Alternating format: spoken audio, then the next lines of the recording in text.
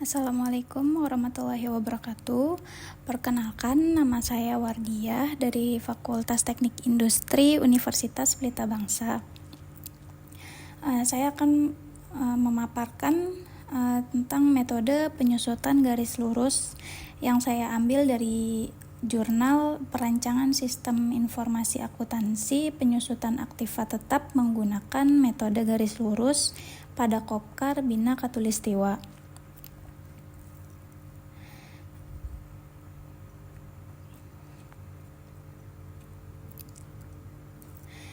Jadi metode penyusutan garis lurus itu adalah salah satu metode penyusutan yang paling banyak digunakan oleh perusahaan di Indonesia.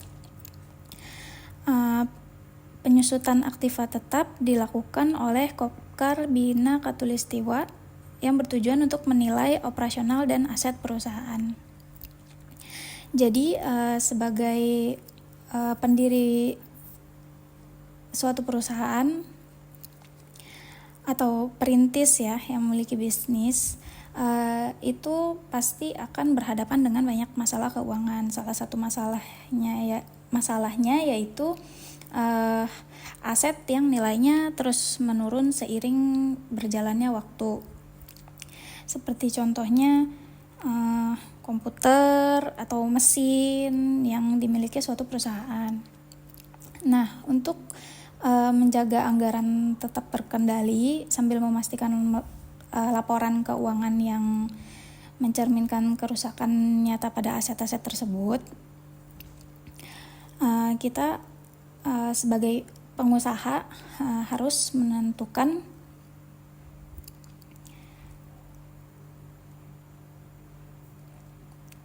nilai-nilai pada aset-aset yang dimiliki, supaya tidak berakhir dengan gambaran yang tidak tepat tentang keuangan perusahaan. Seperti itu. Nah, metode penyusutan garis lurus ini sangat berperan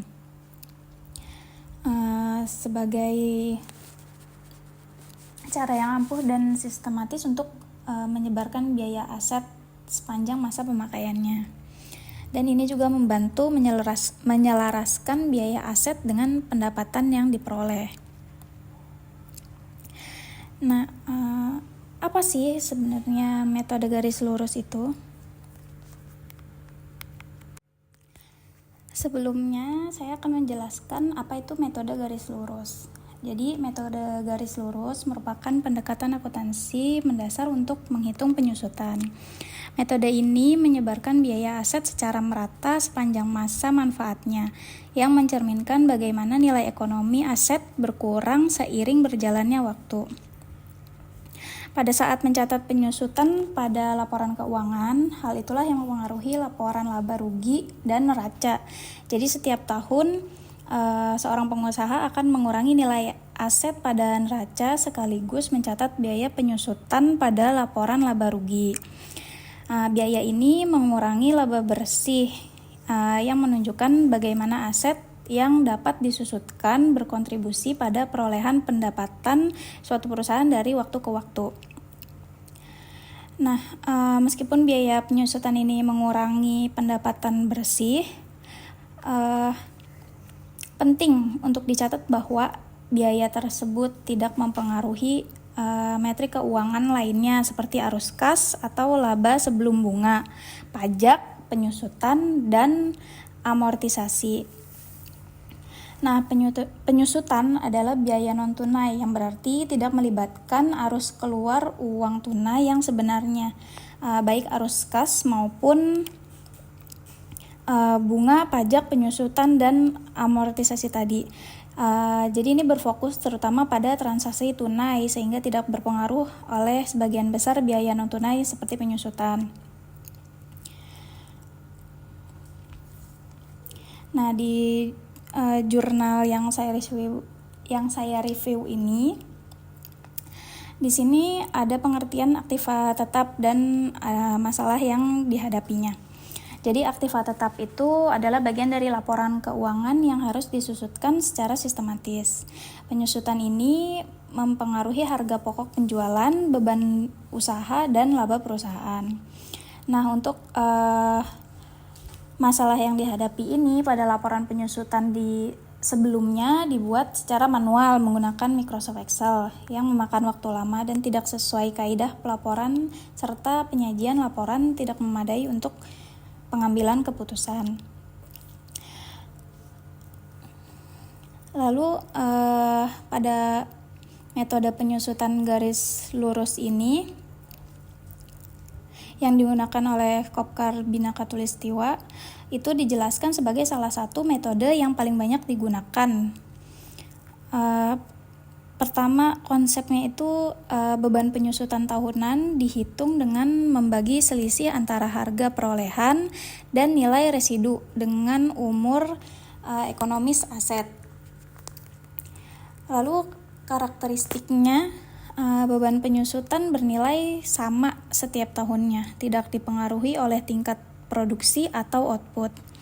Kelebihannya sangat sederhana, mudah digunakan, dan sesuai dengan standar pelaporan keuangan.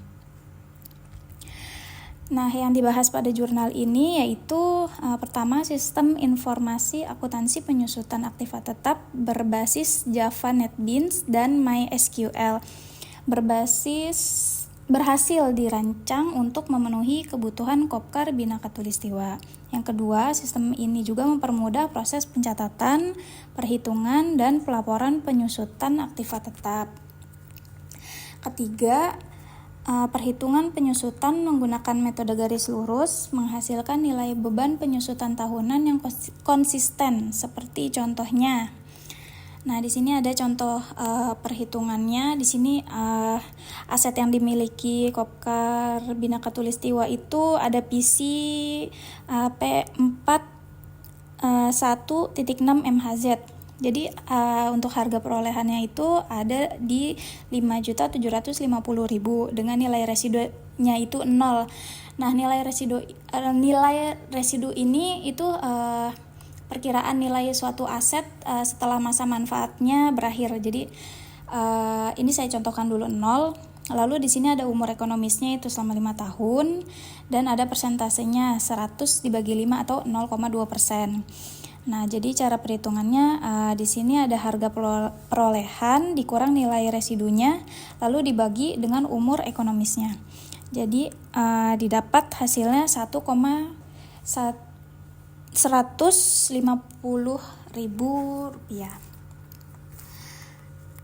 Nah, untuk kesimpulan dari jurnal ini, jadi penggunaan metode garis lurus untuk penyusutan aktiva tetap memiliki keunggulan dalam konteks operasional dan pelaporan keuangan di Kopkar Bhinneka Tulistiwa. Nah, berikut ini ada poin-poin utamanya. Yang pertama itu sederhana dan konsisten. Metode garis lurus menghasilkan beban penyusutan yang sama setiap tahunnya, sehingga mudah diaplikasikan dan dipahami oleh pengguna sistem. Yang kedua, efisiensi pelaporan.